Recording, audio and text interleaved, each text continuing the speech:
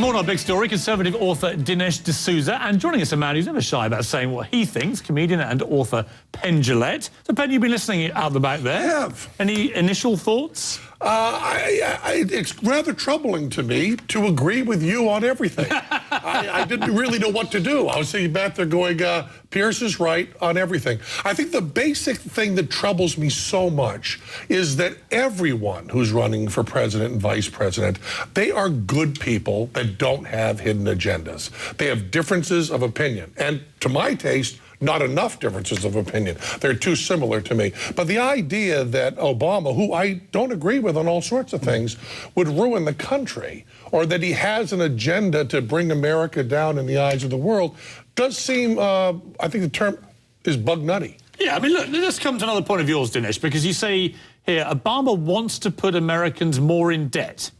Americans will have to endure the unfamiliar sight of Chinese, Brazilian and Indian visitors occupying the best tables in the best American restaurants. I mean, apart from the fact that why shouldn't they? Well, yeah. This concept, Dinesh, that Obama wants, he wants to put Americans more into debt. Why on earth would any American president actively want to put his citizens into more debt?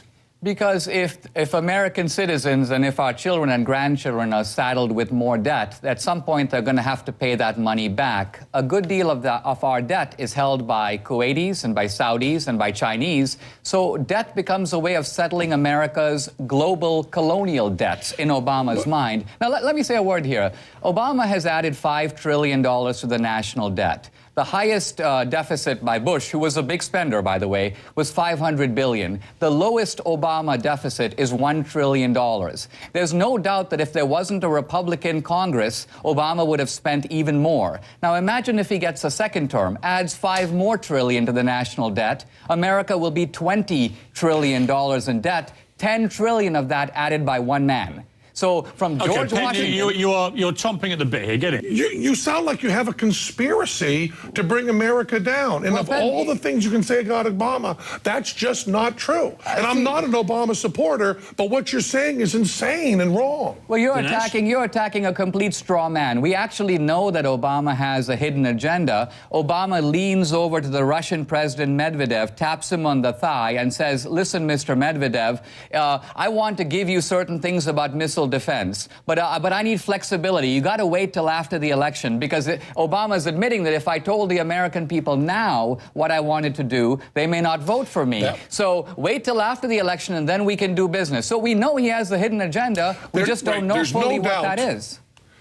There's no doubt that that was a moment for those of us who don't like to be cynical, that we had a lot of dancing to do on that. That was a horrible moment, and that was an agenda different than he's telling the American people. You're just right on that. Dinesh, here's the point, Dinesh. You obviously, you're a smart guy and you've got a lot of opinions. It's the way that you are trying, this is the point that Penn raised, which I agree with. It's not so much that we don't think you can criticize President Obama. Of course you can, on many areas. It's the fact that you believe there is underpinning all these things. Israel, Britain, debt, etc., America's decline. There is a sort of craven lust by President Obama to want to do all these terrible things, when, of course, that can't be the case. Well, all I'm saying is this. I'm offering a theory to explain Obama's behavior. I'm saying Obama, at his heart, is an anti-colonialist who believes that American superiority is bad for the world.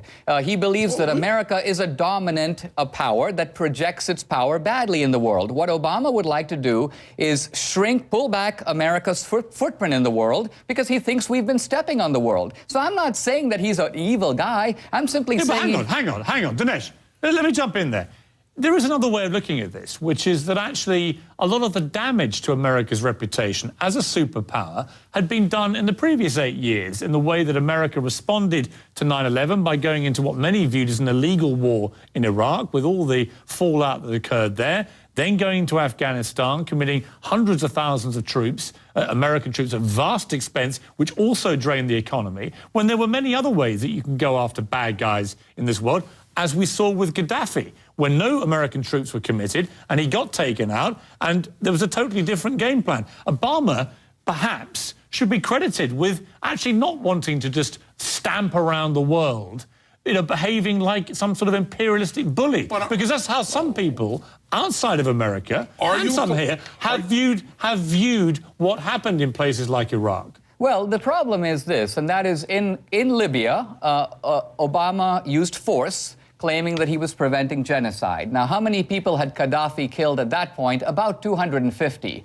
Meanwhile, in Syria, over many, many months, tens of thousands of people are killed by... Well, wait a minute. I'm not going to get away with that. You think Colonel Gaddafi has only killed, before he was killed himself, he only killed 250 Libyans? He only killed 250 Libyans before Obama initiated the use of force, yes. What? No, hang on. What do you mean in totality? No. You operated a 40-year despotic regime. He killed tens of thousands of Libyans. There was a revolt that began out of Benghazi, and Obama said, look, Gaddafi's been in power for decades, and in fact, the United States was doing business with Gaddafi. Remember, he was outing terrorists, he was paying reparations for the Lockerbie bomber, he was actually doing business with America, he had been somewhat behaving himself if you remember, since though, 9/11. Dinesh, if you remember, he was about to commit a massacre of epic proportions. Yes, well, I'm saying in Syria there has been a massacre. Wait a minute. In Syria there has been a much greater massacre, and Obama has absolutely refused to use military force. I agree with you. How do you explain the double standard? I'm just about to come to Syria, but let me explain about Libya first. He prevented, many people believe, a terrible massacre occurring. And surely the job of responsible presidents of countries like the United States is to prevent, not to wait for them to happen and then react. Isn't it better to get in first? In Syria, I agree with you. In Syria, I agree with you. I have a larger concern. The international community has been far too slow. I have a larger concern, and that is that there are three important countries in the Middle East. There's Iran, there's Egypt, and there's Saudi Arabia. Now, Iran has been in the hands of the radical Muslims since 1979. Now we are seeing Egypt move into the radical Islamic orbit. And what's left? Saudi Arabia. Now, can you imagine if in a second Obama term, Saudi Arabia were to fall? The radical Muslims would come so much closer to their dream, which they've now had for 100 years, to bring all of the Middle East... Well, on that point, I mean, let me go to... Penn, let me bring you in there, because actually, in between some of these crazy statements... What's crazy about them? Half of it's already happened. No. Well, some of your statements, Dinesh, do sound completely barking mad, but others have credence to them. A lot of what you just said about Egypt and about Saudi has some merit to it. And from my point of view, I mean, he's accusing Obama as being anti-colonialist, which I think is a good idea. I don't think we should be doing as much overseas as we are. I know that you can talk about how many lives were saved, but having America guess at who the winners and losers are overseas, and getting all these entangling alliances, I would like to see us doing much, much less. Ben, and here's a point you might agree with me. I disagree a little bit. I think we can wait. I think we can wait until damage is done and not have to predict everything, and certainly not be overseas nation building when our own country needs that. I've got to say, Dinesh, even though I don't agree with half of what you say, I rather enjoy the way you say it. So please come back again soon. I would love to. Nice to see you again. Ben, always a pleasure. Come back soon. Thank you.